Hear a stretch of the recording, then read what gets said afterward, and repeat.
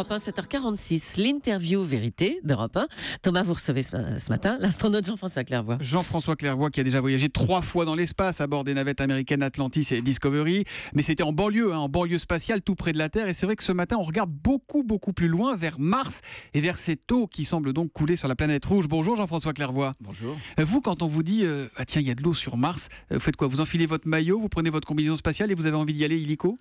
Ça rend encore de plus en plus probable que l'homme ira un jour sur Mars parce qu'on sait qu'on pourra retirer des ressources sur place. Ce qui compte pour un voyage habité, c'est s'assurer que sur place, on a déjà des ressources qu'on n'a pas besoin d'emmener sur Terre.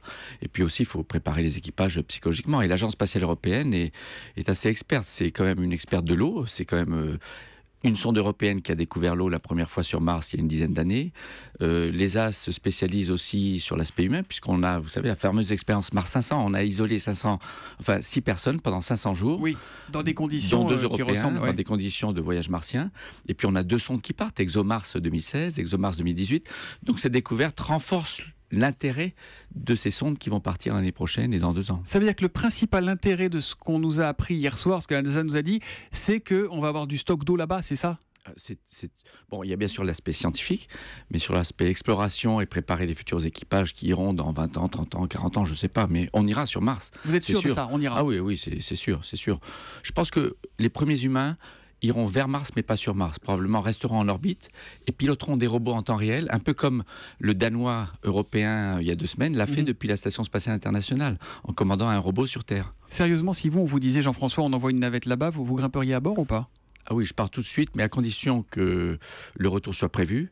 C'est pas garanti ça, je pense. C'est peut-être un aller sans retour. Non, mais je pense que les premiers équipages seront des équipages qui partiront avec les vaisseaux, les redondances, un deuxième vaisseau prêt au cas où, pour revenir. Et bien sûr une préparation, parce que pour la première fois, des humains ne verront plus la Terre, ne parleront plus avec la Terre, ne pourront plus revenir en cas d'urgence. Ça n'est jamais arrivé dans l'histoire de l'astronautique. Et puis ça va être un très long voyage. On dit 6 à 9 mois pour y aller, autant pour le retour. Vous qui avez été dans l'espace, donc en 94, en 97, en 99, vous pensez que c'est tenable, qu'on est équipé pour, physiquement, psychologiquement? Oui, on sait faire, c'est plus un problème. La durée d'un voyage vers Mars, typiquement 10 mois, on sait le faire. J'ai un collègue de mon 3e vol avec lequel on a réparé le télescope Hubble, un télescope européen et américain, qui est parti en Mars pour 1 an. Donc il va rester dans l'espace, à bord de la Station spatiale internationale, plus longtemps que la durée du voyage aller vers Mars. Oui, mais c'est le psychologique qui est plus compliqué, non? Ce que vous disiez, on voit plus la Terre, on n'a plus de communication, on est perdu dans l'univers. L'envie de découvrir, le goût de l'aventure. Vous savez, à l'ESA, on fait comme le capitaine Kirk. Je suis un grand adepte de Star Trek. Notre mission, explorer des mondes étranges, rechercher la vie, avec audace, aller là où on n'est jamais allé.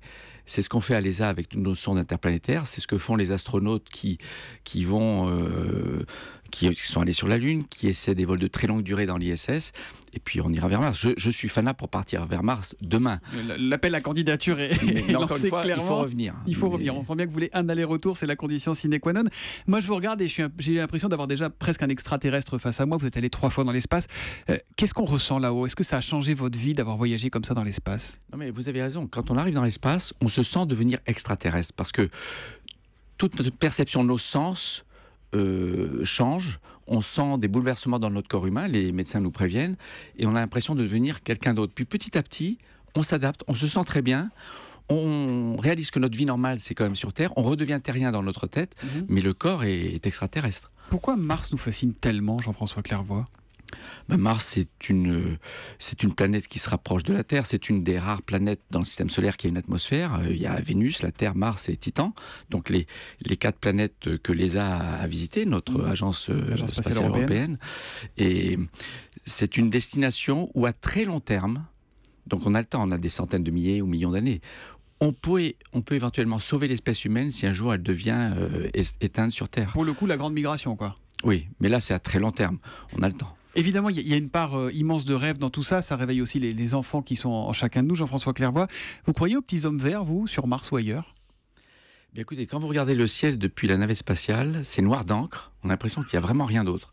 Mais quand on éteint toutes les lumières dans le cockpit, quand on attend que les yeux s'adaptent à l'obscurité, c'est tellement blanc d'étoiles qui ne scintillent pas. On les voit très très net. On perçoit même la couleur qui est fonction de la température. On devient naturellement convaincu que c'est pas possible qu'on soit seul dans l'univers. Merci Jean-François. J'aime bien croire qu'il y a d'autres vies ailleurs. Si vous avez un contact, vous nous faites suivre le message, vous n'hésitez pas. Merci beaucoup Jean-François Clairvoy d'être venu en direct sur Europe 1. Merci, bonne journée. Europe